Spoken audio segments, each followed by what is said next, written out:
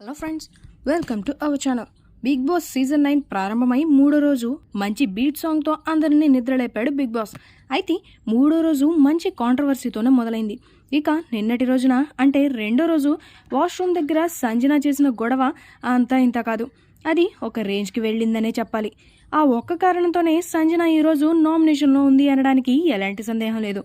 మిగిలిన హౌస్మేట్స్ అందరూ కూడా తనని ఇదే కారణం చూపించి నామినేట్ చేశారు. ఇక ఇప్పుడు మరోసారి హౌస్మేట్స్ అందరినీ తన వైపు తిప్పుకునేలా మరో అడుగైతే ముందుకు వేశారు. అది ఏంటి అంటే, బిగ్ బాస్ హౌస్లో ప్రతి సీజన్లో రేషన్ గురించి జరిగే గొడవ అంతా ఇంత కాదు. ఆ వచ్చిన రేషన్ని ఏ విధంగా వారమంతా వాడాలి అనే దానిపైనే ఒక యుద్ధమే జరుగుతుంది.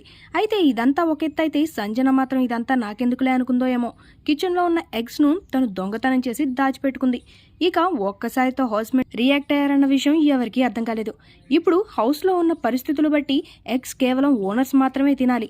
అలాంటిది ఓనర్స్కి తెలియకుండానే సంజన ఎగ్స్ తీసి ఎవరికీ తెలియకుండా దాచుకుని తినడం మొదలుపెట్టింది. ఇక ఇది గమనించిన కిచెన్ ఇన్ఛార్జ్ అయిన పవన్ ఒకసారి నిలదీయడంతో ఓనర్స్ అందరూ కలిసి తనని ప్రశ్నించడం మొదలుపెట్టారు.